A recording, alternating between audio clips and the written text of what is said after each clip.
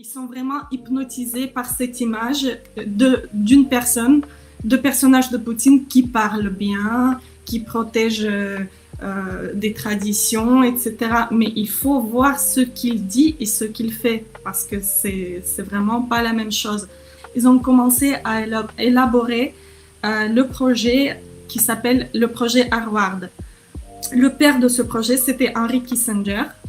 Et le troisième tome, c'est Achèvement.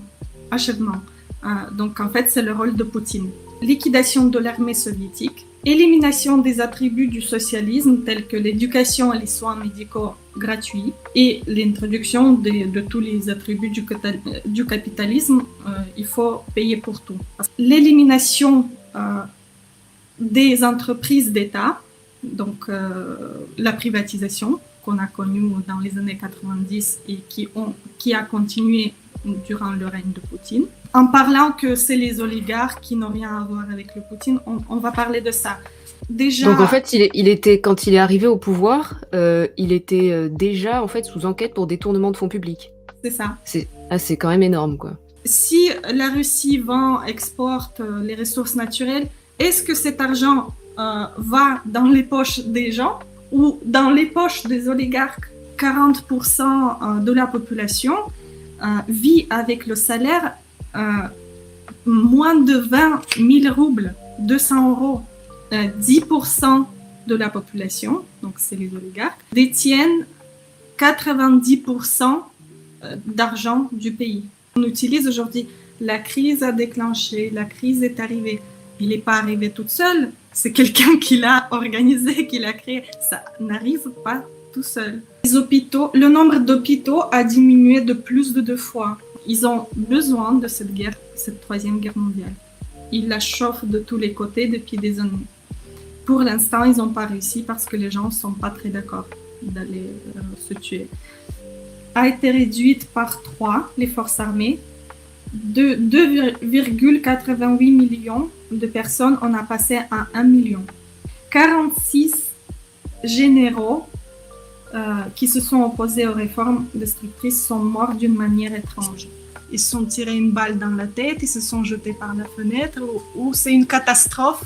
Donc Shoigu, on va parler de Shoigu aussi, le ministre de la Défense actuel, c'est une personne qui n'a aucune formation militaire.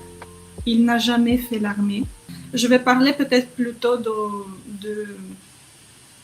des raisons de cette guerre, qui l'a déclenchée et qui a les intérêts dans cette guerre. Donc aujourd'hui, donc les mensonges se sont découverts progressivement en Russie durant ces années et il n'y a pas très longtemps, ces dernières années, la population a découvert une grande implication de la secte Chabad dans la politique en Russie. Donc en fait, c'est une vraie secte, c'est des juifs, mais qui ne sont pas orthodoxes. C'est une secte qui s'est séparée du mouvement juif et qui, derrière leur activité religieuse, on va dire, dans le pays, ils influencent fortement la politique en Russie. Oui, c'est ce mythe qu'en Russie, il n'y avait pas de restrictions, etc. Bien sûr que c'est un mythe. Le confinement qui est arrivé, donc en France, il a duré beaucoup plus longtemps, mais en Russie, il a duré seulement 2 mois. Pourquoi ? Parce que ça sentait la révolution.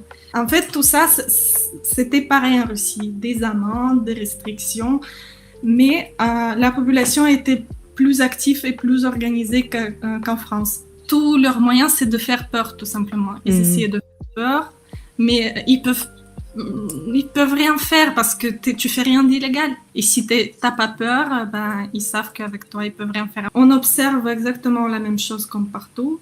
Donc, l'introduction d'insectes, organisation de la famine, le contrôle total par les caméras, la construction des villes de 15 minutes. Je comprends que ces informations-là peuvent décourager, Parce qu'en fait, oui, les gens ont toujours besoin de croire en quelque chose de meilleur, en quelqu'un qui va les sauver. Mais ça, c'est faux aussi parce que c'est nous les sauveurs de nous-mêmes. Pourquoi en Europe il y a cette forte propagande de Trump ou de Poutine? Parce que justement, pour qu'ils ont cette illusion de choix, et oui, il faut sortir des illusions. Ça fait mal. Et on est optimiste parce qu'on croit, vraiment fortement, on croit qu'on va y arriver. Bonjour à tous et bienvenue sur cette première interview de Jeanne Traduction. Donc l'objectif de cette interview n'est en aucun cas de dresser le même tableau du gouvernement russe que les médias mainstream. Vladimir Poutine n'est pas responsable de tous les maux du monde et ce que nous avons à craindre se situe en premier lieu sur notre sol français. Ces dernières années, nous avons assisté à la chute progressive de l'Occident et à l'exposition de l'étendue de sa corruption qui semble n'avoir aucune limite. L'OTAN, organe impérialiste par excellence, n'a cessé de croître depuis sa création, allant de provocation en provocation, de plus en plus à l'Est, pour finir par s'illustrer à Maïdan en 2014. Cependant, reconnaître la responsabilité de l'OTAN et la corruption des pays occidentaux n'implique pas forcément que ceux à qui ils s'opposent aient des intérêts radicalement différents, ni ne servent sincèrement les intérêts de leur population. Face à l'agonie du dollar, dont nous ne pouvons qu'honnêtement nous réjouir, ainsi qu'à la mise en péril du nouvel ordre mondial unipolaire, nous est proposé un nouvel ordre mondial multipolaire, dirigé par les BRICS, le R étant celui de la Russie. Comme nous pouvons le voir dans la vidéo du Forum économique mondial, les États-Unis ne seront plus la superpuissance dominante du monde. Une poignée de pays domineront.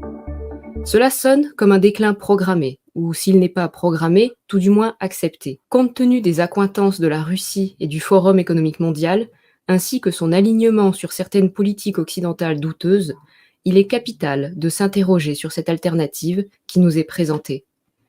Les BRICS, et plus particulièrement la Russie de Vladimir Poutine, sont-ils vraiment diamétralement opposés au déferlement totalitaire que nous vivons en Occident ? La société artificielle, rêvée par le Forum économique mondial et les principaux banquiers du monde, ne séduit-elle pas également ces autres pays ? C'est ce que nous allons tenter d'explorer aujourd'hui avec Anna Lebedeva, citoyenne et résistante russe. Bonjour Anna et bienvenue. Bonjour Jeanne, merci. Merci de m'avoir invitée à cette interview. Merci à vous d'avoir accepté. C'est donc, comme je disais, ma première interview. Et je vais vous laisser vous présenter pour que vous nous expliquiez un peu qui vous êtes et d'où vous venez et éventuellement pourquoi vous vous êtes engagé dans l'activisme et la résistance. Oui, bonjour encore. Je m'appelle Anna Lebedeva, je suis russe. Je suis de la région de Kostroma, qui n'est pas très loin de Moscou, en Russie. Je suis pédagogue et traductrice de métier. Et je suis activiste depuis plus de 10 ans. Voilà. Donc, pourquoi je me suis engagée dans ce travail qui est très important pour nous tous, pour toute l'humanité, parce qu'à un moment, j'ai commencé à comprendre que les choses vont mal, que les gouvernements partout dans le monde nous mènent vers un futur un peu étrange et même dangereux. Et donc, en étudiant tout ça, j'ai connu des activistes, des personnes qui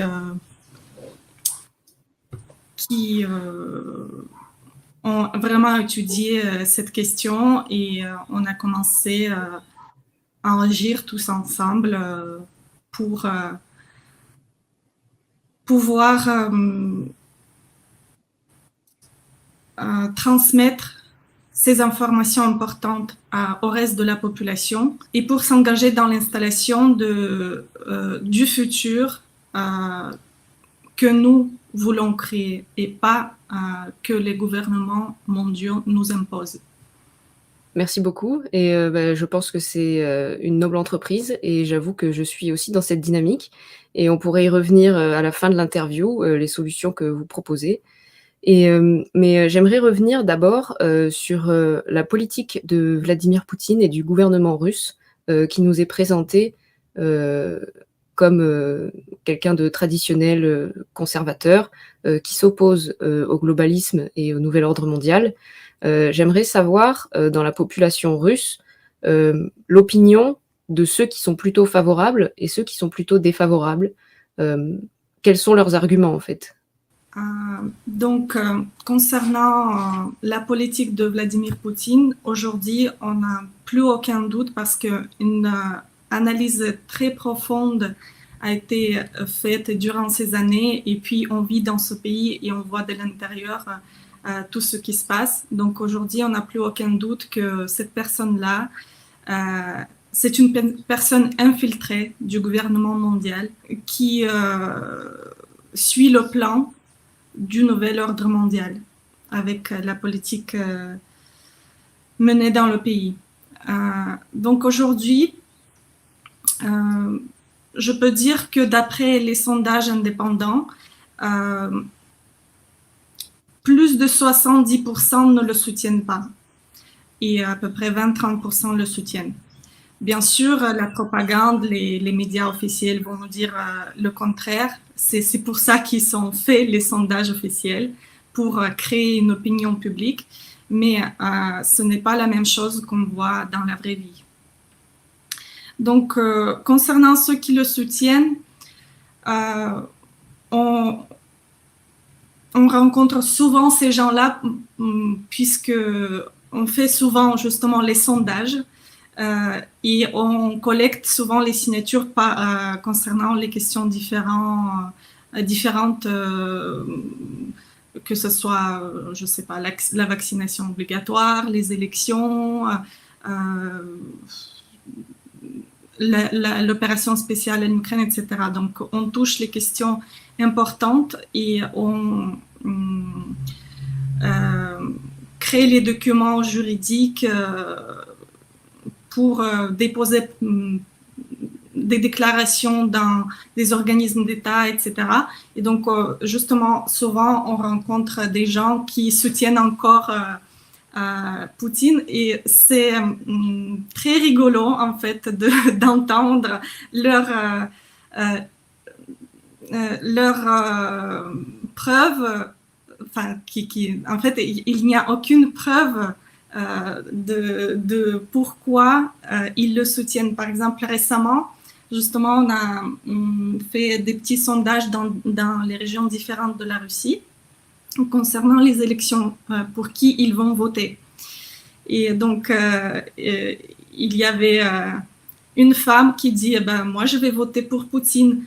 La personne qui pose la question, elle dit pourquoi, pour quel mérite, en fait, pourquoi vous le soutenez? Parce qu'il est bien, il parle bien, mais regardez, aujourd'hui, vous voyez très bien que tout est détruit et par exemple, cet hiver-là, nous avons eu des catastrophes dans les réseaux de distribution, tout ce qui est chauffage, canalisation, etc., que les gens restaient dans plusieurs régions sans chauffage, avec le froid hyper fort. Elle dit, oui, mais qu'est-ce que vous voulez, tout est détruit dans le pays. Et elle dit, et il rigole en même temps, il comprend qu'en fait, il va voter pour quelqu'un qui a tout détruit.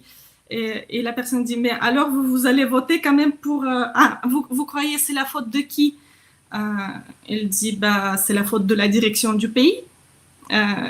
Et vous allez voter pour lui. Mais qui y a d'autres? Et je comprends ces gens-là. Souvent, quand ils arrivent à cette conclusion, en parlant avec la personne, ils disent, mais il n'y a personne d'autre. Et je comprends ces gens-là parce que justement, le système électoral, il est créé d'une façon que jamais un vrai candidat du peuple pourrait participer à ces élections. En opposition de Poutine, ils mettent les personnes qui ne valent rien qui n'ont aucun programme qui peut vraiment intéresser la population. Et une autre personne aussi intéressante qui, pendant ce sondage, elle a dit oui, je vais voter pour Poutine. Et elle dit pourquoi parce qu'il connaît, il est là depuis plusieurs années, il connaît bien la situation en Russie. Et moi, j'ai peur que si une nouvelle personne vient, tout va continuer à se détruire encore plus. Donc, en fait, il avoue que le pays, déjà, il est en pleine destruction. Et si une nouvelle personne, ça va continuer à se détruire. Et elle rigole en même temps parce qu'elle a compris ce qu'elle a dit. Ce que je veux dire, ce qu'on observe, c'est une hypnose. Parce que souvent, c'est les gens qui regardent la télé. Ils sont vraiment hypnotisés par cette image d'une personne, de personnages de Poutine qui parlent bien, qui protègent des traditions, etc. Mais il faut voir ce qu'il dit et ce qu'il fait, parce que c'est vraiment pas la même chose. Moi, je peux parler des promesses qu'il a faites durant les années de sa gouvernance. Il a promis plusieurs fois que jamais il augmenterait l'âge de retraite. Et il y a quelques années, l'âge de retraite a été augmenté. Les femmes chez nous, c'était 55 ans, l'âge de retraite, et les hommes, 60 ans. Et il y a quelques années, c'est passé plus 5. Donc, les femmes, 60 ans, et les hommes, 65. Donc, voilà. Après, il a promis plusieurs fois, déjà au début, quand il est arrivé au pouvoir en l'an 2000, il a promis que vers 2005, tous les villages seront fournis de gaz parce qu'aujourd'hui, on est un peu dans un état catastrophique. Plusieurs villages n'ont pas de canalisation, ils n'ont pas de gaz, etc. Qu'est-ce qu'on voit aujourd'hui? Ce n'est toujours pas fait. Plusieurs villes. Déjà, durant ces 20 dernières années, 80 000 villages ont disparu. C'est énorme. 20 000 villages. Pourquoi? Parce que la production, les entreprises qu'il y avait dans ces villages se sont fermées. On va parler aussi de 400 000 de fermetures d'entreprises dans le pays durant ces 30 dernières années. Donc, en fait, 2/3 de potentiel industriel a été détruit en Russie aujourd'hui. Donc, et après ça, bien sûr, les villages disparaissent. En fait, les gens partent dans les villes où il y a le travail. J'ai mon exemple personnel, le village de ma grand-mère. Aujourd'hui, il reste une dizaine de maisons avec des personnes âgées qui terminent juste leur vie dans ce village où il n'y a rien. Il n'y a pas de poste, il n'y a pas de pharmacie, il n'y a pas de magasin, tout simplement. Il y a une personne un peu plus jeune que les autres qui ramène quelques produits alimentaires dans sa maison et c'est chez elle que les gens achètent les produits. Donc voilà, c'est comme ça que ça marche. Et c'est un exemple, mais c'est partout dans le pays. Et donc, voilà, on a entendu beaucoup de promesses de la part de Poutine durant ces années, mais ce n'est toujours pas fait. Par rapport au gaz, je parle des villages qui sont toujours pas approvisionnés de gaz, d'eau, etc. Mais il a promis récemment, si je ne me trompe pas, en été 2023, qu'il va construire 30 villages modernisés pour les Africains. Donc, en fait, il va faire venir les Africains et il va construire pour eux 30 villages modernes. Alors que les citoyens russes vivent dans la pauvreté et n'ont pas de réseau de distribution dans les villages. Donc, après, Je vais peut-être commencer depuis le début pour que... Juste une seconde, parce que c'est dingue et c'est très intéressant de constater qu'en fait, on observe la même chose en France. C'est-à-dire que nous, on a des gens qui nous disent qu'ils votent pour Macron parce qu'il est beau.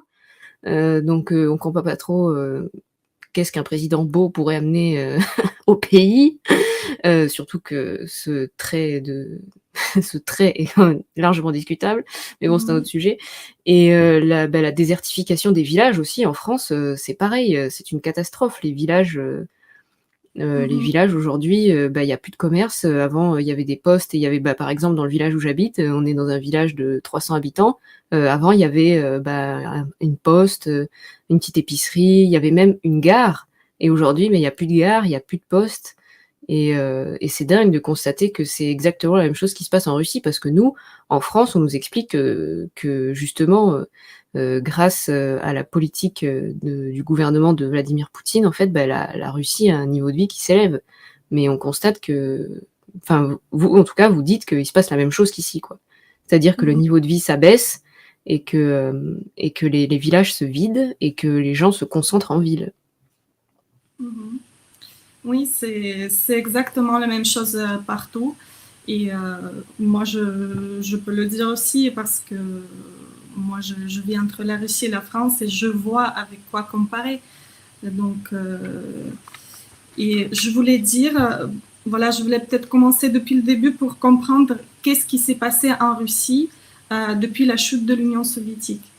En fait, déjà après la Deuxième Guerre mondiale, durant la Deuxième Guerre mondiale, les mondialistes, ils ont compris que la Russie, on ne peut pas la vaincre par la méthode physique, par moyen de guerre. Et c'est tout de suite après la fin de la Deuxième Guerre mondiale, ils ont commencé à élaborer le projet qui s'appelle le projet Harvard. En Russie, il est très connu, surtout dans le milieu d'opposition, il est très connu et c'est les données absolument officielles et données sur des sites officiels. Mais j'ai compris qu'en France, en fait, les gens ne sont pas au courant de ce projet. Alors, le projet, le père de ce projet, c'était Henry Kissinger. Et celui qui a fait les recherches pour ce projet, il s'appelait John Patton Davis, qui travaillait dans le département d'État américain. Ce projet, il est divisé en 3 tomes. Le premier tome, c'est Perestroïka, donc c'est la période de Gorbatchev. Donc en fait, Gorbatchev, sa fonction, c'était de préparer les réformes du socialisme au capitalisme. Donc préparer l'Union soviétique vers la chute, en vrai. Le deuxième tome s'appelait les réformes. Donc c'est le rôle de Yeltsin. C'est l'élimination du système socialiste mondial, liquidation de l'URSS et l'élimination de la conscience socialiste patriotique. Et le troisième tome, c'est achèvement. Donc, en fait, c'est le rôle de Poutine. Là, le troisième tome, c'est liquidation de l'armée soviétique, élimination des attributs du socialisme tels que l'éducation et les soins médicaux gratuits, et l'introduction de tous les attributs du capitalisme. Il faut payer pour tout. Parce qu'en fait, dans l'Union soviétique, la médecine, l'éducation, tout était gratuit. Et on avait même le logement gratuit. Donc, après, c'est l'élimination des entreprises d'État, donc la privatisation qu'on a connue dans les années 90 et qui a continué durant le règne de Poutine dans les années 2000. Et Oui, l'achèvement, c'est faire geler la population russe affamée dans les villes et les villages détruits, en fait. C'est ce qu'on a vu cet hiver parce que, franchement, c'était tombé juste sur la période où la température a très baissé, a beaucoup baissé. Que les réseaux de distribution tels que canalisation, gaz, donc tout ce qui est chauffage, en fait, il se cassait, il y a eu des accidents et les gens, on peut voir sur mon canal que dans plusieurs régions, des milliers de personnes, pendant le froid fort de Sibérie, ils sont restés sans le chauffage. Il y a des images, des vidéos affreuses que ça gèle jusqu'aux appartements chez les gens. Donc, voilà. Et leur but, en fait, c'est de diviser la Russie en petits morceaux, d'éliminer, en fait, la Russie de la carte du monde. Et donc... bon, ça, c'est déjà les détails. Et en fait, tout ça, on est déjà au 3e tome achèvement. Donc, Gorbatchev, Yeltsin, ils ont bien réussi leur fonction. Et Poutine, il a continué. Donc, parfois, j'entends, même chez la population russe, parfois, il existe ce mythe en fait, il compare la vie d'aujourd'hui aux années 90. Et chez les Français aussi, ça existe souvent. Oui, mais souvenez-vous des années 90. Alors, souvenons-nous des années 90. Déjà, d'après les chiffres, les années 90 sont bien avantageuses que les années d'aujourd'hui. Et souvent, j'entends aussi que oui, c'est les oligarques qui ont volé le pays, c'est ces oligarques qui sont au pouvoir, qui sont en train de détruire, et Poutine est en train de se battre avec eux. Déjà, comment il peut se battre tout seul contre tout ce système dans lequel les gens avouent qu'il n'y a que des voleurs, de la corruption, etc. Et pourquoi, depuis 25 ans, il n'a toujours pas réussi à régler ces problèmes. Donc, soit il est avec eux, soit c'est une personne incompétente et qui ne doit pas être au pouvoir en Russie si en 25 ans, il n'a pas réussi à régler ce problème. Mais en parlant que c'est les oligarques qui n'ont rien à voir avec le Poutine, on va parler de ça. Donc, en fait, Poutine, dès qu'il est arrivé au pouvoir, il a installé sur tous les postes haut placés les personnes qu'il connaissait, les personnes qui travaillaient avec lui, ses proches, ses amis, etc. En fait, moi aussi, j'ai partagé sur mon canal la vidéo récemment qui était Poutine avant d'arriver au pouvoir. Donc là, on voit très bien que déjà au niveau de Saint-Pétersbourg, donc c'était l'adjoint de maire Sobchak de Saint-Pétersbourg, et déjà là, on voit des manipulations avec l'argent budgétaire de la part de Poutine. Et peut-être pas beaucoup de monde le savent, mais Poutine, il était sous l'affaire pénale quand il est arrivé au poste de président. Parce que il y avait une enquête ouverte à Saint-Pétersbourg qui a découvert une certaine entreprise 20e Trust à Saint-Pétersbourg qui délivrait les fausses licences pour exporter les ressources naturelles russes à l'étranger et qui pillait l'argent budgétaire. Et les signatures dans les documents délivrés, dans ces licences délivrées, c'était les signatures de Vladimir Poutine. Donc en fait, déjà... Donc en fait, il était, quand il est arrivé au pouvoir, il était déjà en fait sous enquête pour détournement de fonds publics. C'est ça. C'est quand même énorme, quoi. Oui. Ça part mal, quoi.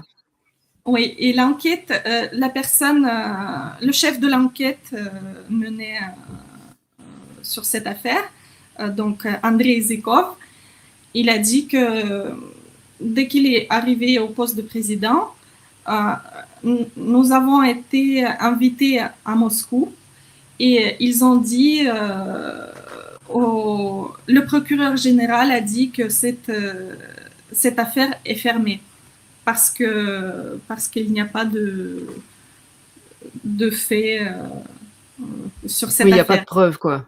Il n'y a pas de preuve, ouais. Ok, donc, allez hop, on oublie. Oui, ils étaient surpris, énormément surpris parce qu'il y avait justement beaucoup de preuves.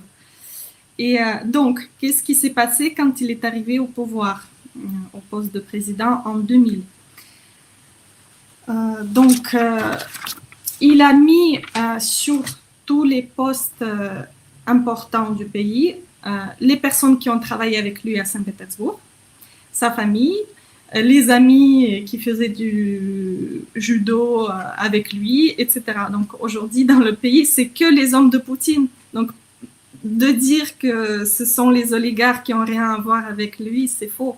Moi, je vais donner quelques noms connus qui travaillent avec lui et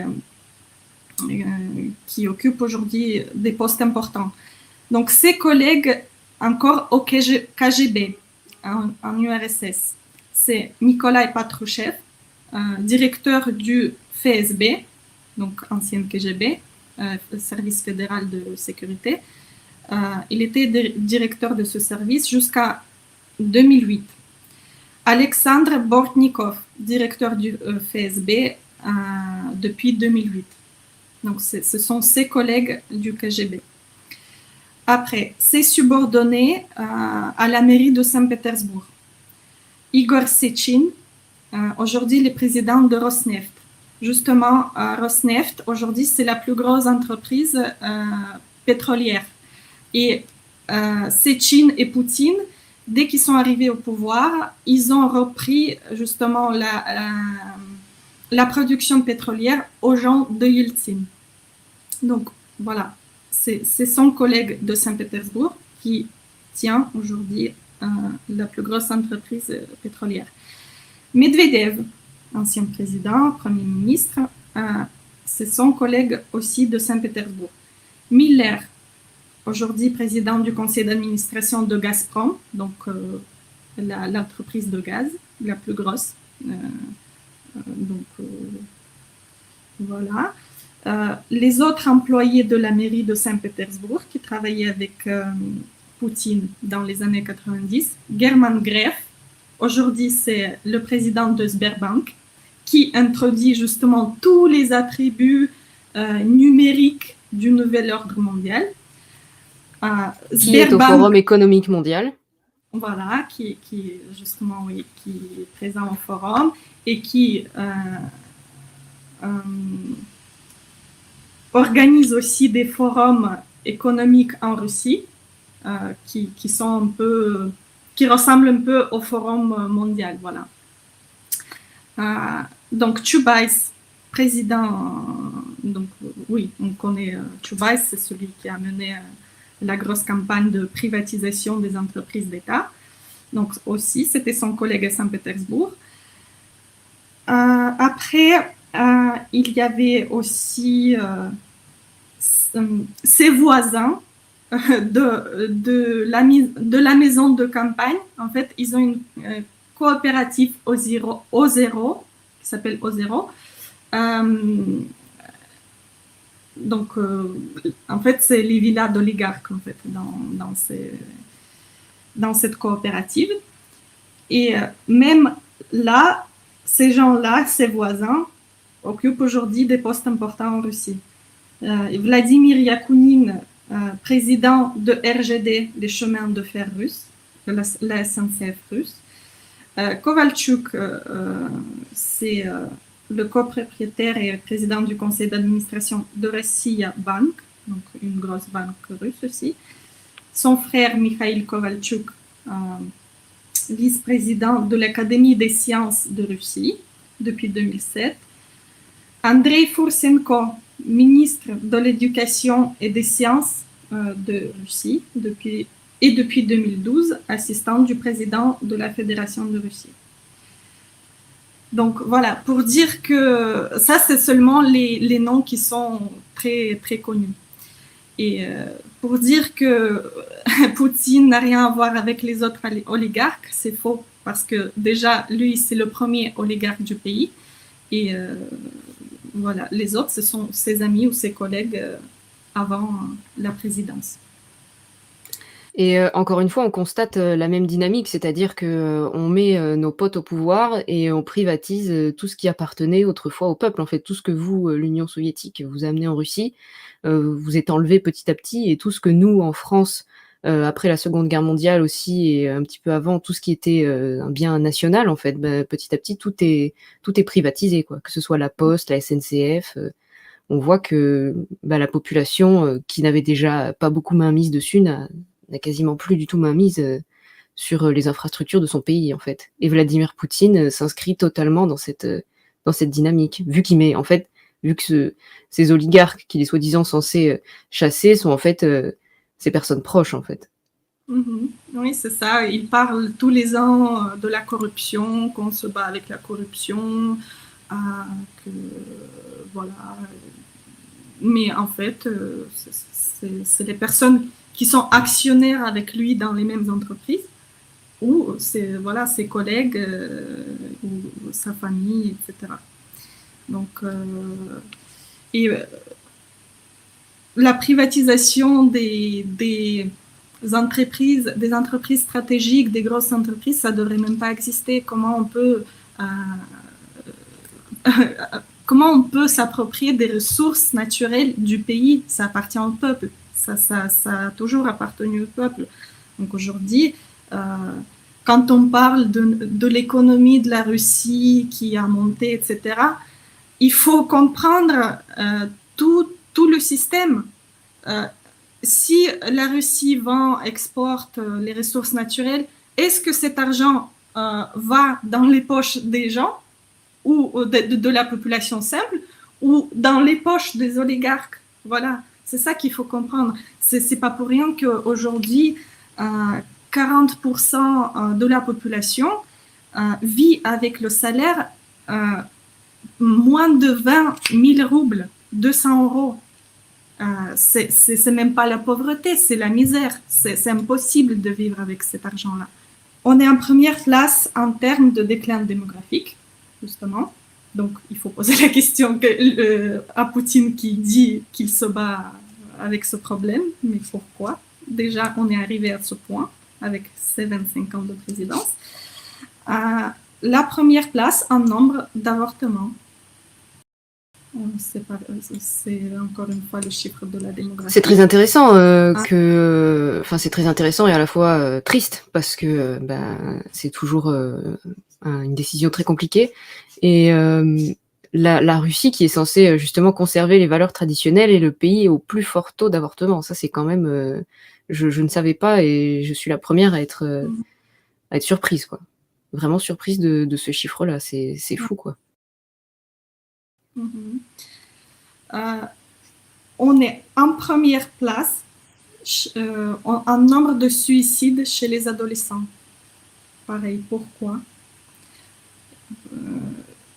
On est en première place dans les maladies cancéreuses. 7e place mondiale en nombre de meurtres intentionnels. Donc, je voudrais aussi parler de l'armée, parce qu'il y a eu les réformes de l'armée. Et c'est très intéressant à entendre, parce qu'au niveau mondial, on nous dit que la Russie, c'est un pays super fort, que l'armée est super forte, il faut avoir peur, il va venir nous envahir, etc. Alors que les statistiques nous disent autre chose. Pourquoi, en fait, ils ont besoin de créer ce... Pareil, en Russie, on nous dit l'OTAN, super puissant, etc. Il faut avoir peur, il faut se protéger, il faut aller à la guerre en Ukraine. Et la même chose de l'autre côté. Ils ont besoin de cette guerre, cette troisième guerre mondiale. Ils la chauffent de tous les côtés depuis des années.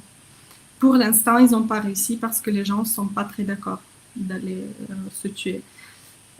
Tout ce qui... Enfin, qu'ils ont réussi à se poser, les Ukrainiens et les Russes, c'est une grande réussite de leur part parce que c'est vraiment le même pays.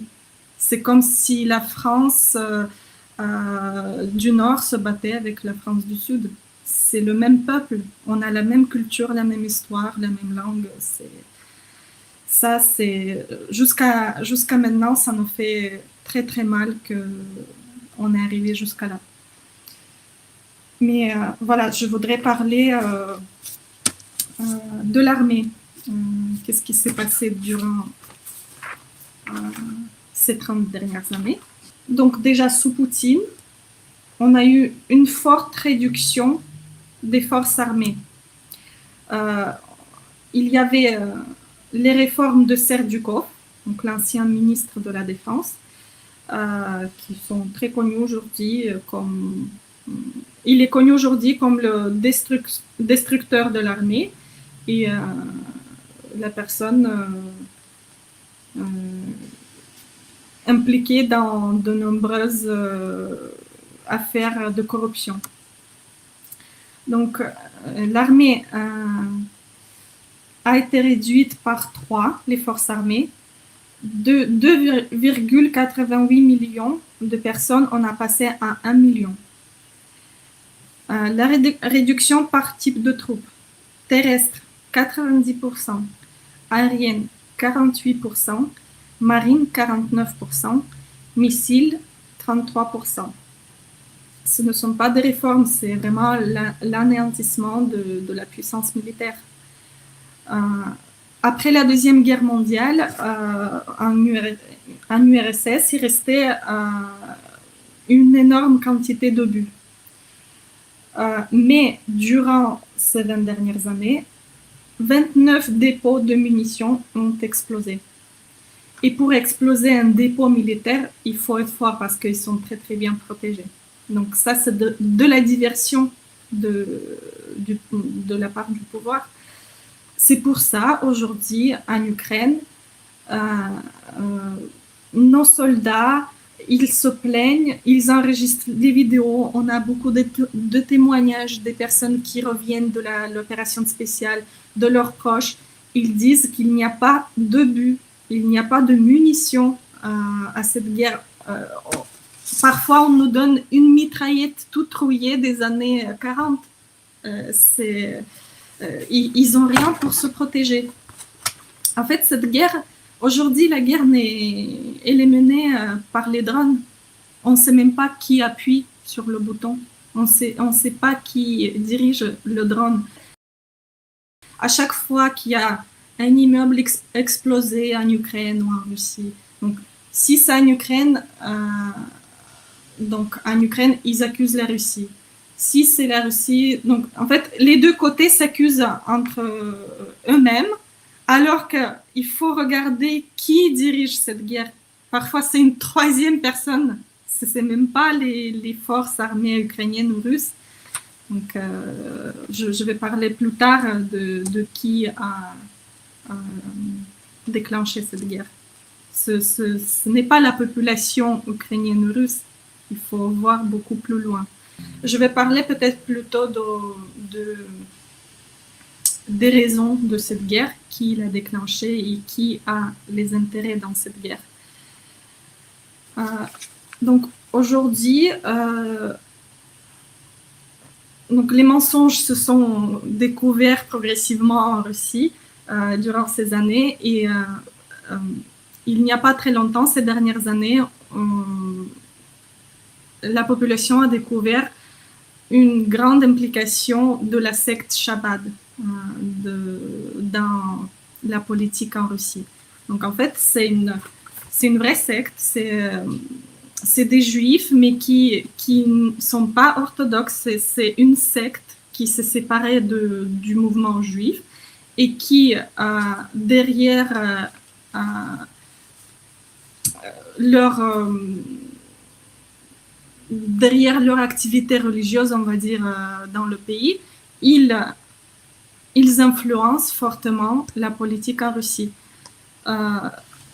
On a plusieurs témoignages de Berl Lazar, c'est le rabbin principal de la Russie, qui dit que Poutine est le membre de cette secte Chabad, et quand il était petit, il a grandi dans une famille juive. Moi, je ne parle pas des juifs orthodoxes, de la religion juive, ou pour dire que c'est mauvais ou quelque chose. Non, moi, je parle de la secte Chabad, parce que c'est pas ce ne sont pas les juifs orthodoxes.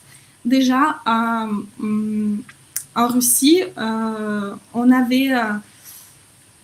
dans l'Union soviétique, on avait des rabbins, des rabbins juifs orthodoxes qui dirigeaient des synagogues différentes dans le pays.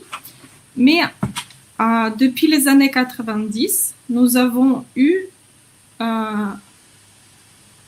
de nombreuses arrivées des rabbins étrangers. Donc la secte Chabad, en fait, ils ont le siège à New York. Donc ce sont déjà des agents, des personnes étrangères. Parce qu'en fait, pourquoi je parle aussi de ça, aujourd'hui, les gens, les activistes en Russie sont persécutés avec la nouvelle loi fédérale sur les agents étrangers, la loi 255. Et ils sont accusés qui sont agents étrangers. En fait, dans la loi, il est dit que la personne peut être reconnue comme agent étranger s'il a de l'influence étrangère ou financièrement étranger. Financement étranger. Et les personnes qui déposent des déclarations contre la secte Chabad pour dire que ce sont des agents étrangers dans notre pays qui sont venus dans les années 90 et les années 2000. Ils ont les nationalités américaines, israéliennes et d'autres. Ils ne parlent pas russe et ils influencent la politique en Russie. Donc, aucune enquête est ouverte pour vérifier l'activité de cette secte, mais les personnes qui ont déposé ces plaintes sont persécutées. Donc, ils ont les arrivées régulières de la police chez eux. Il y en a qui sont poursuivis aussi par le même article des agents étrangers et d'autres par moyen de l'article de fake, etc. Donc, en fait, ces rabbins-là, étrangers, qui sont venus des États-Unis ou d'Israël, ils ont eu leur place de rabbin principal à partir de 2000, donc avec l'arrivée de Poutine. Berl Lazar, le rabbin principal de la Russie, aujourd'hui, il a reçu la nationalité russe, pour quel mérite aussi on se demande. Il a reçu la nationalité russe par le décret personnel de Poutine, 22 jours après l'arrivée de Poutine au pouvoir. Donc, et petit à petit, les autres rabbins sont venus aussi dans d'autres régions. Shlomo Deutsch, dans la région de Samara, son frère Zalman Deutsch, dans la région de Perm, pareil, ils ont des nationalités israéliennes ou américaines. Et nous avons des preuves des personnes qui travaillaient avec eux. Donc, on a eu, il n'y a pas longtemps, le témoignage d'une journaliste qui travaillait dans cette organisation, Chabad, à Perm. Et elle a dit que j'ai vu plusieurs fois comment ce rabbin principal de Perm, Zalman Deutsch, faisait venir les forces de sécurité russes dans son bureau et leur crier dessus. Donc ça veut dire que en fait, les forces de l'ordre russe se soumettent aux ordres de la secte Chabad. Et depuis 1991, sur la place de la Révolution en Russie, tous les ans est fêté Hanouka, alors qu'on ne voit jamais de fête traditionnelle russe, mais tous les ans, on voit la menorah allumée sur la place de la Révolution, et Hanouka est fêté dans le Kremlin, et c'est Poutine même qui le dit, et qu'on voit sur les images. Encore une fois, je ne parle pas de la religion juive, je parle de la secte, parce qu'ils ont une doctrine différente de leur doctrine est écrite dans le livre Tanya, et franchement, ils ont des expressions fascistes dans ce livre. Et donc, pour revenir à la guerre de l'Ukraine, leur messie de Chabad est considéré la personne qui s'appelle Menachem Mendel Schneerson. C'est vraiment leur messie qui est mort dans les années 90. Et pour eux, c'est le plus saint.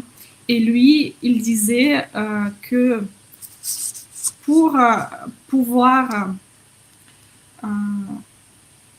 s'emparer de la Russie, pour pouvoir s'emparer des terres de la Russie, on doit premièrement, c'était ces citations de 1994, on doit opposer le peuple russe et le peuple ukrainien et regarder comment ils s'entretuent par eux-mêmes, par leurs propres mains. Leur but des mondialistes, de la secte Chabad en Russie, ils ne peuvent pas, on connaît leur plan sur la diminution de la population, sur le contrôle total dans le monde entier, et il faut que ça soit fait toujours par acceptation de l'humanité. Ils ne peuvent pas le faire imposer. Comme on se rappelle de la pandémie, pour aller se faire vacciner, on signait un papier comme quoi on est d'accord de se faire vacciner. Parce que voilà, ils ont toujours besoin de notre accord. Pareil, la guerre en Ukraine, depuis 2014, ils essayaient de déclencher cette guerre. Elle aurait pu commencer déjà à cette époque-là.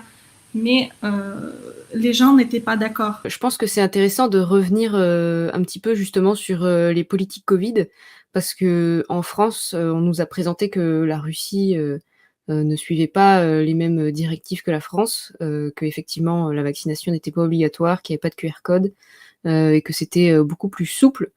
Donc j'aimerais bien avoir votre avis à ce sujet-là et voir un petit peu quelle direction a pris la Russie sur le terrain, et encore une fois la différence entre les grandes villes et ce qui se passait ailleurs, quoi, parce qu'il y a toujours des différences. Mm-hmm. Oui, c'est ce mythe qu'en Russie il n'y avait pas de restrictions, etc. Bien sûr que c'est un mythe, et je vois que en France aussi la plupart des gens ont compris que c'était faux. Et en fait, on a eu exactement les mêmes restrictions comme partout, avec les mêmes actes, les mêmes documents, souvent le même jour, etc. Sauf qu'en Russie, ça a moins bien marché parce que c'est la mentalité des gens. C'est la mentalité des gens qui a permis de résister plus. Et aussi, à notre avis, c'est grâce aussi à notre organisation en grande partie que la pandémie a été arrêtée et n'a pas allé dans la direction qu'ils voulaient les mondialistes. Parce qu'en fait, depuis les premiers jours, on savait déjà très bien ce que c'est. Donc, on a analysé les choses des premiers jours. Déjà, les docteurs, les médecins, au mois de mars 2020, ils se sont réunis pour parler de ce problème de coronavirus et ils ont déjà annoncé que c'est faux, que c'est un virus dangereux et qu'on doit s'enfermer et que ce ne sont pas des mesures médicales, mais ce sont des mesures politiques. Dès les premiers jours, il y a eu un grand travail fait par les médecins qui se sont créés ensuite, qui se sont organisés ensuite dans l'association indépendante des médecins. Et donc, on a fait plusieurs interviews même avec les étrangers. Moi, par exemple, j'ai fait un interview avec Serge Rader. Je ne sais pas si vous le connaissez. C'est un pharmacien qui est mort d'ailleurs en 2021, ou tué, je ne sais pas. Donc, il nous a fait un super interview concernant les vaccins tout court, non seulement un vaccin Covid. Et donc, il y a eu beaucoup de personnes en Russie qui aussi dévoilaient les mensonges parce que déjà, la vaccination, non, je vais peut-être pas parler de ça, mais bon. Donc, il y a eu vraiment un grand travail depuis le premier jour et aussi donc avec le confinement qui est arrivé. Donc en France, il a duré beaucoup plus longtemps, mais en Russie, il a duré seulement 2 mois. Pourquoi? Parce que ça sentait la révolution. Parce que les citoyens russes n'avaient aucune aide. La Russie n'est pas un pays d'aide sociale, on n'en a presque pas. On n'a pas eu le chômage partiel comme en France. Donc, en fait, les familles se sont retrouvées avec 0 revenu dans la poche, aucune aide sociale, rien. Et les premiers qui ont commencé à protester et qui ont senti le plus fort cette crise, en fait, c'est les entrepreneurs. Parce que eux, pour ouvrir le business, pour acheter du matériel, etc., ils ont pris des crédits, la plupart d'eux. Ils ont pris des crédits, donc ils devaient payer les crédits. Ils devaient payer les loyers de leur bureau ou leur magasin. Ils devaient payer les salaires de leurs employés, mais les magasins étaient fermés. Comment ils font? Donc, les premiers qui ont commencé à protester, je me souviens, c'était le 1er juin, qui sont sortis dans les rues dans ma ville. Parce que nous, depuis le début, on a commencé à organiser aussi la population contre toutes ces mesures et informer la population de ce qui se passe. Et eux, ils étaient enragés, ils n'en pouvaient plus. Les manifestations étaient interdites déjà, même sans la pandémie en Russie, les manifestations sont interdites depuis quelques années. Mais là aussi, c'était encore plus strict. Mais ils sont sortis, donc la police aussi est sortie en même temps, mais c'est logique aussi, la police était là. Moi, j'ai parlé avec certains, ils disent, je suis d'accord, pourquoi ils n'ont pas le droit de travailler? C'est pas normal que les gens, comment ils font pour vivre? Demain, ils meurent de faim, si encore, ça dure encore un mois, ils meurent de faim. Ils sont endettés, ces gens, aujourd'hui. Donc voilà. Donc là, vraiment, ça sentait la révolution parce que, à part les entrepreneurs aussi, déjà qu'on a les salaires très bas, et on n'a aucune aide, comment on fait? Et donc, ils ont arrêté le confinement. Oui, il était obligatoire pour ceux qui, soi-disant, malades de Covid, mais c'était pas le confinement total. Avec l'introduction de masques, c'était en mai 2020, pareil, les gens, les premiers jours, ils ont mis peut-être à 80%, les gens ont mis les masques. Mais il y a eu toujours un certain pourcentage, une vingtaine de pourcents qui n'ont jamais mis de masque. Pareil, c'était pas logique, les gens comprenaient pas pourquoi dans le bus, on est tous comme ça, les uns contre les autres, comme du hareng, et on doit suivre ces restrictions d'1,50 m dans les magasins, dans les queues, etc. Donc c'est illogique. Après, les masques, pareil, pourquoi personne ne nous oblige de mettre le masque quand on entre dans le magasin? Parce que déjà pour ça, il faut du personnel. Mais quand on passe à la caisse, on n'a pas le droit parce qu'en fait, comme ils nous expliquent les caissières, je ne peux pas vous vendre parce que j'ai le caméra et j'aurai une amende de mon directeur. Donc en fait, c'était absurde tout ça. Parce que c'était pas pour le virus, même les caissières, ils le disaient, c'est parce que j'ai peur d'une amende. Voilà. Et et après, c'était vraiment... donc après tout ça, il y a eu la vaccination obligatoire en 2021. Ensuite, les passes qui ont duré aussi peut-être 2 mois. Vraiment avec les restrictions et tout, mais après c'était absurde. Moi par exemple, j'ai un magasin de produits naturels sibériens en Russie et on avait notre magasin était dans le centre commercial. Donc en octobre 2021, quand ils ont introduit les QR codes, donc en fait déjà le système russe il n'est pas aussi carré. En fait, ils ont mis une table, un petit bureau avec le gardien de ce centre commercial. C'était pas ils pouvaient pas mettre la police à ces endroits, c'est impossible. Donc cette personne-là, voilà, il vérifiait le QR code. Bon, dans certains centres commerciaux, c'était beaucoup plus strict. C'était vraiment un barrage où on ne pouvait pas passer. Moi, par exemple, pendant 2 mois, je ne pouvais pas acheter des vêtements ou quelque chose parce qu'ils ne faisaient pas entrer dans la plupart des centres commerciaux. Seulement mon centre commercial, enfin, dans lequel on avait le magasin, c'était rigolo parce que moi, j'observais, le temps que je travaillais, j'observais. Donc, ce gardien, il est là pour vérifier. Il y a une petite femme âgée qui rentre et qui dit qu'est-ce que vous me demandez? J'ai même pas de téléphone. Quel QR code? Donc, il commence à se battre avec lui. Je veux acheter à manger, laissez-moi acheter à manger. Et donc, bien sûr, ce gardien aussi, c'est une personne âgée qui est là et qui dit pourquoi je rentrerai, je la ferai pas rentrer. Et moi, complètement, c'était... on a le chat de mon magasin et nos clients fidèles et ils me disaient comment on peut entrer dans votre magasin. Je dis venez, je vous laisse passer. Donc, je faisais comme ça au gardien.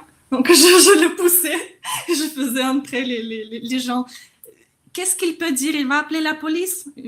Il s'en fout, il ne va pas appeler la police. Alors qu'il pouvait. Parfois, on avait des contrôles. Oui, la police entrait dans le centre magasin. Il regardait tout ça, comment ils contrôlent les passes, comment les gens portent les masques. Ils faisaient des amendes. Moi, dans mon magasin, j'ai eu un avertissement. 3 fois, j'ai risqué de se prendre une amende de masque. Ma mère s'est pris une amende. Mais franchement, je préfère être libre et se battre et risquer que se soumettre aux ordres absurdes. Voilà. Donc, en fait, tout ça, c'était pareil en Russie. Des amendes, des restrictions. Mais la population était plus active et plus organisée qu'en France. On a des preuves, hein. On a des preuves de ça parce que comment ça se passait. Poutine, en fait, au début de la pandémie, il a dit moi, je laisse les gouverneurs des régions gérer la situation d'après la gravité de la situation pandémique dans la région. Et en fait, il a donné les fonctions aux gouverneurs. Donc, dans chaque région, c'était différent. Et la différence venait de l'activité des gens. En fait, au début, ils ont mis les mêmes restrictions partout, mais là où les gens protestaient le plus, soit ils baissaient, ils enlevaient certaines restrictions, soit ils les arrêtaient.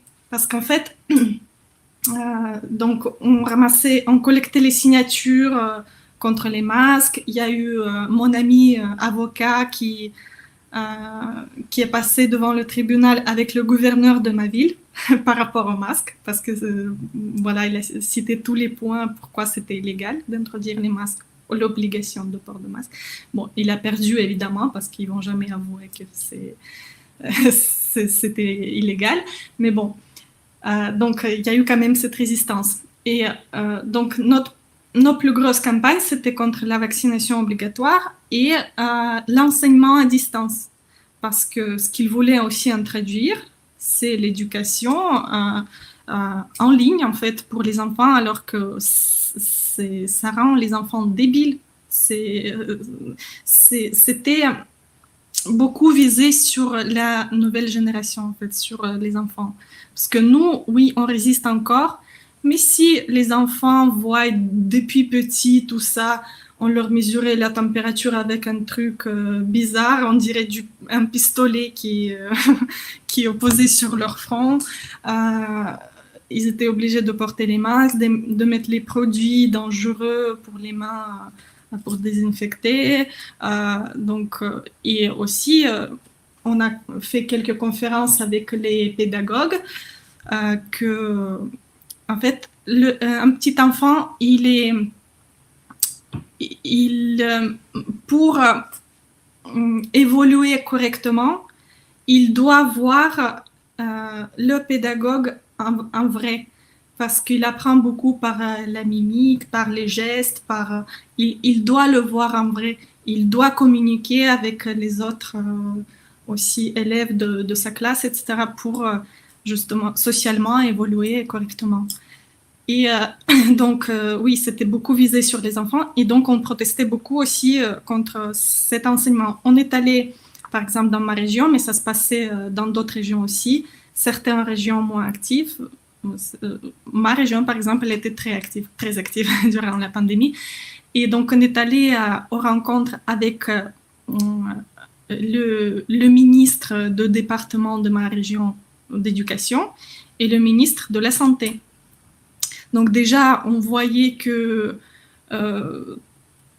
ils sont incompétents, ça se voyait de suite, et qu'ils exécutent tout simplement les ordres donnés d'en haut, tout simplement.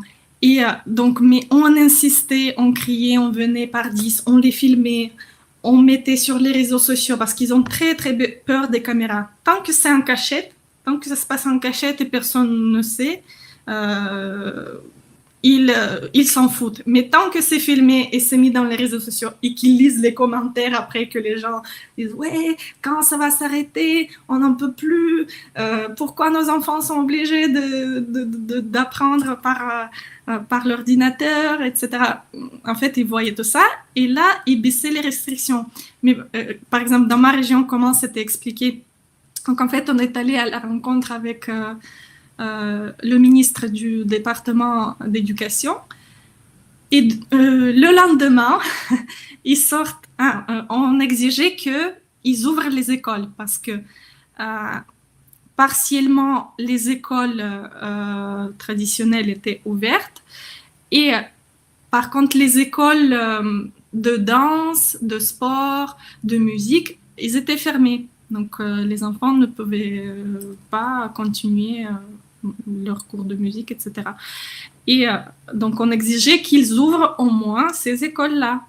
Parce que pourquoi ils peuvent aller dans une école traditionnelle, simple, et pourquoi ils ne peuvent pas aller à l'école de danse? C'est absurde. Donc, on a appuyé là-dessus, on a ramené des signatures qu'on a collectées, des déclarations des parents qu'on a ramassées. Donc, on a organisé tout ça pendant une certaine période. Et donc, on est venu, on a parlé, on a filmé, on a mis dans les réseaux sociaux. Le lendemain, ils sortent dans les actualités, ils disent à partir de la semaine prochaine, les écoles de danse, de musique vont ouvrir parce que la situation pandémique est... enfin, oui, ça s'améliore, il y a moins de malades, ça va beaucoup mieux. Voilà.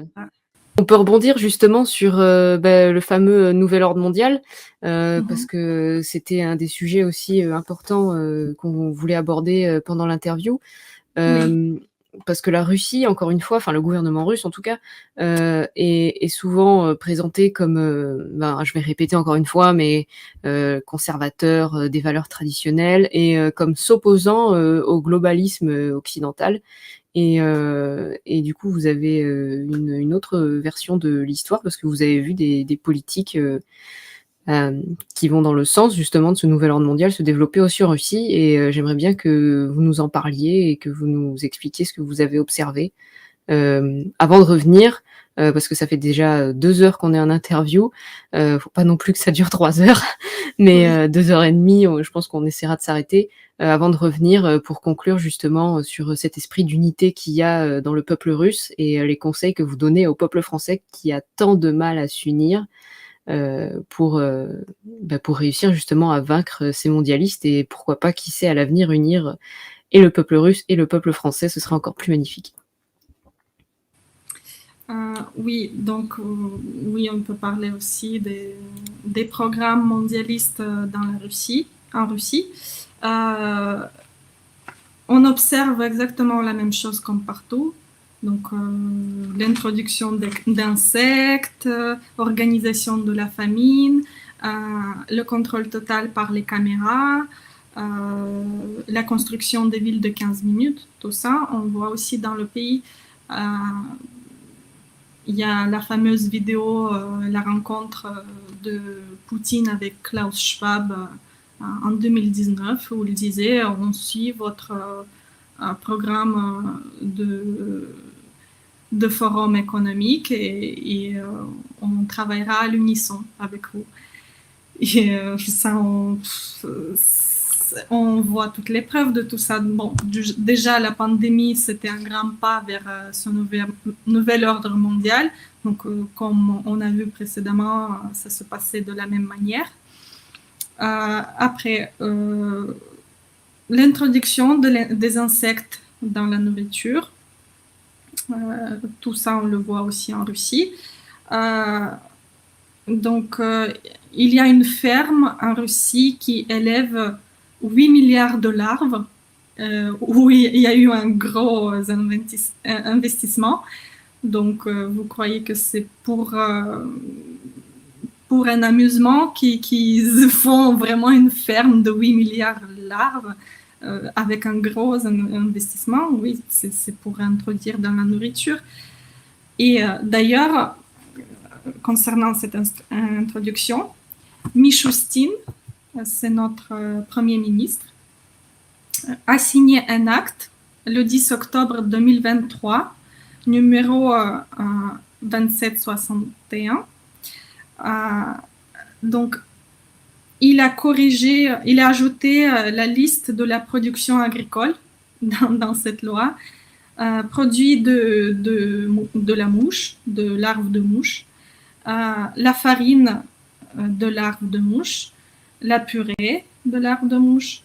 Donc, en fait, il a ajouté ces choses-là dans la production agricole. Donc, officiellement, c'est déjà fait. Après, récemment, on a eu une exposition dans la ville de Perm qui s'appelait Technologie agricole 2024. En février 2024, ça s'est passé. Donc, ils présentaient les nouveaux projets agricoles nourriture artificielle, donc, qu'on voit déjà en Chine, la viande artificielle, tout ça, les insectes, des produits OGM, ingénierie génétique. Donc, tous ces projets étaient présentés à cette exposition, les projets d'État. À Stavropol et Kalmykie, aussi en février 2024, il y a eu une exposition qui s'appelait Interfood, avec les mêmes projets, plus ou moins. Voilà. Ils vendaient déjà, je peux peut-être publier plus tard sur mon canal les photos, ils vendaient déjà la farine à la base d'insectes, etc. En parlant de la création de cette nourriture artificielle, avec l'arrivée de la pandémie, on a remarqué cette organisation vraiment agressive de la famine. Par quels moyens? Depuis à peu près 2020-2021, on a remarqué que dans toutes les régions, se passe exactement la même chose. Ils tuent les poules, les cochons, sous les prétextes, les plus souvent, c'est le virus dangereux chez la volaille. La grippe aviaire. La grippe aviaire, oui. D'accord. Ouais. La grippe aviaire, c'est le plus souvent.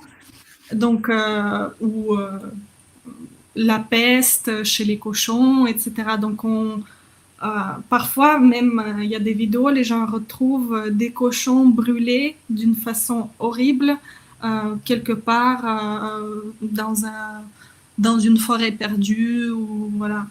Et c'est horrible. Moi, j'ai observé aussi tout ça dans ma région, parce que notre région, elle est assez... en fait, durant l'Union soviétique, c'est la première région pour la production laitière.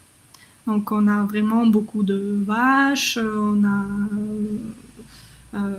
les poules, etc. Et donc, on voyait que dans tel ou tel village, ils déclarent une peste chez les cochons, donc ils ont enlevé 6000 cochons. Dans tel ou tel village, il y a la grippe aviaire des poulets, ils enlèvent 1 million de poules. Donc c'est impressionnant. Et ça continue, ça ne s'est pas arrêté, ça continue. Je tombe tout le temps sur des actualités dans cette sorte-là. Récemment, en 2023, c'était Bashkortostan, 3,2 millions de volailles, 18,2 millions d'œufs ont été détruits, 70 tonnes de viande, voilà, à Bashkortostan en 2023. Kaliningrad, Krasnodar, vraiment beaucoup de villes. Et tout ça, ça ressemble à une organisation de la famine et à la privation de la population dans l'indépendance de nourriture. Parce que je sais que aussi en Europe, il y a cette image terrible de l'Union soviétique.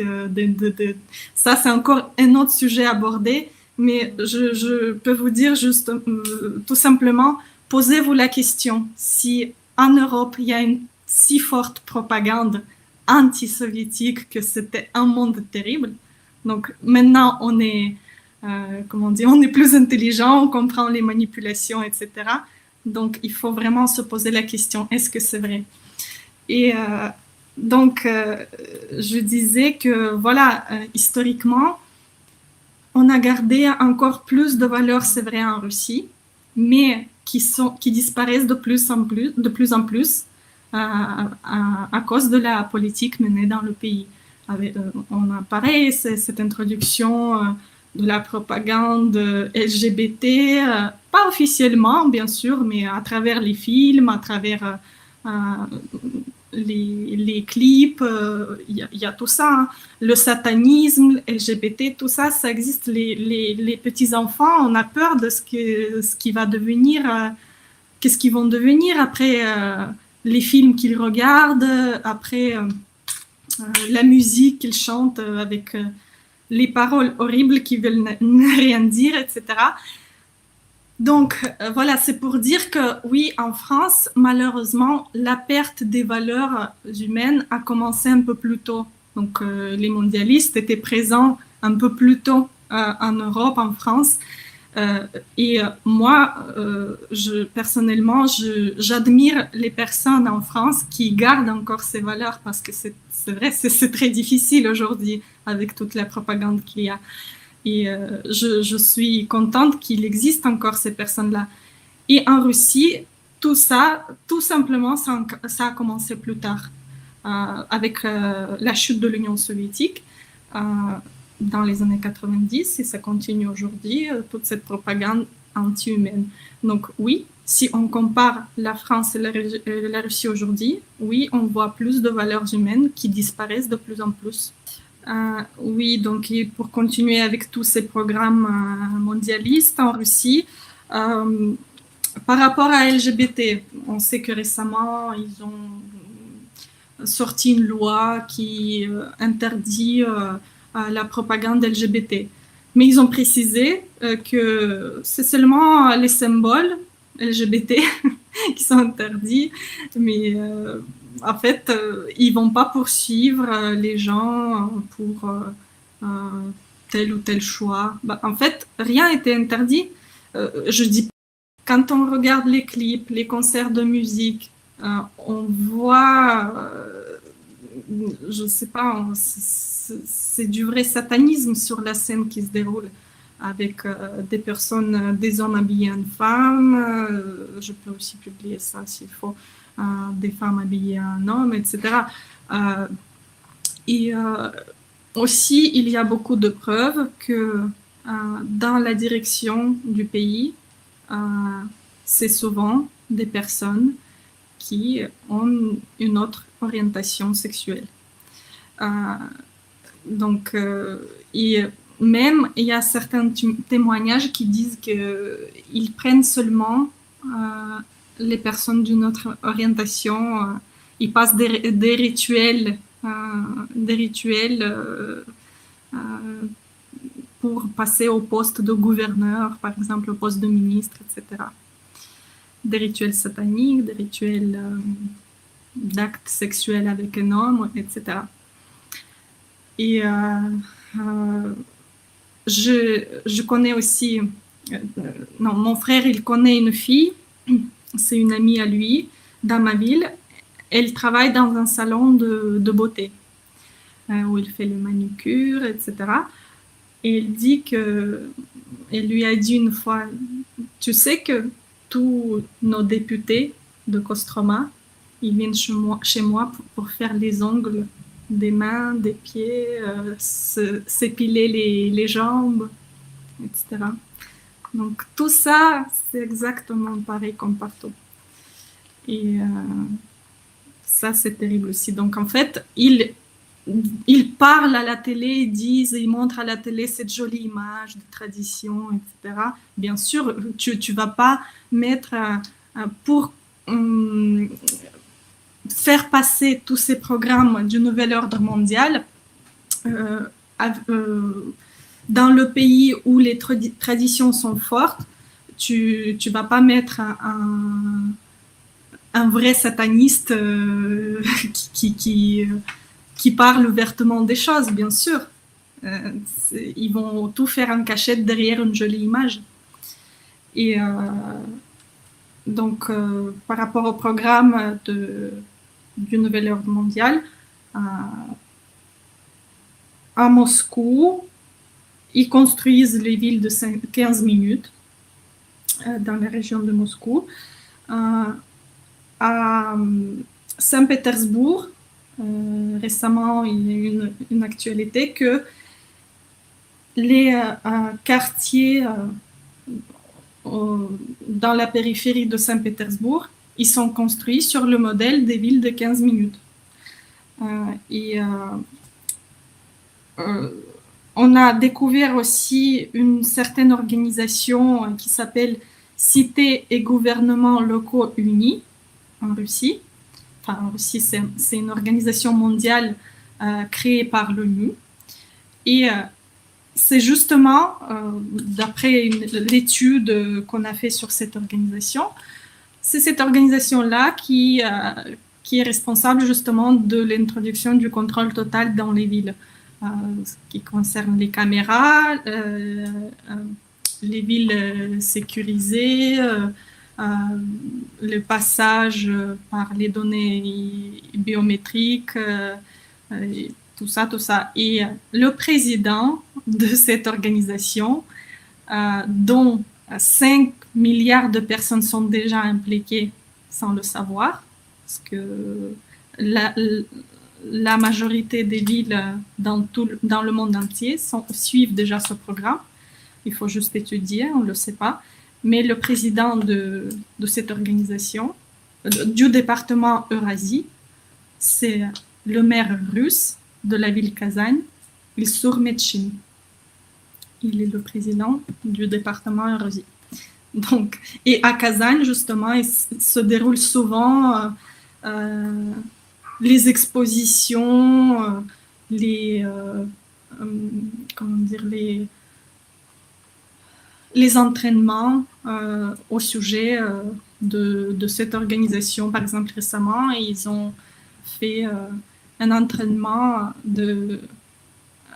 une exposition de la vie virtuelle à Kazan. Donc là, ils présentaient les projets. En fait, ça ressemblait beaucoup, je ne sais pas si vous voyez le film Hunger Games, ça ressemblait à ça, en fait, cette exposition. Les jeux virtuels avec les vraies personnes, etc.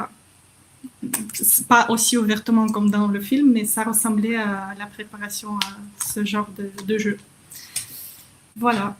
Sympathique. Oui. Eh bien, merci beaucoup, Anna, pour toutes ces informations. Et c'est déroutant parce que ça change de ce qu'on entend d'habitude sur la Russie et sur le gouvernement russe. Такие международные площадки, как ваша, Всемирный экономический форум в Давосе, конечно, востребован и приносит значительную пользу, поддерживает людей в своем стремлении работать открыто в рамках действующего международного права, способствует установлению контактов и между деловыми людьми, и между представителями власти. Мы со своей стороны тоже проводим аналогичные мероприятия, которые, конечно, нацелены прежде всего на установление деловых контактов с партнерами России. И, вы знаете, здесь, в Петербурге, проводим Петербургский экономический форум и на Дальнем Востоке, и в Сибири, и на юге России. Так что мы берем с вас примеры, надеюсь, мы вас не подводим, а работаем, так сказать, в унисон.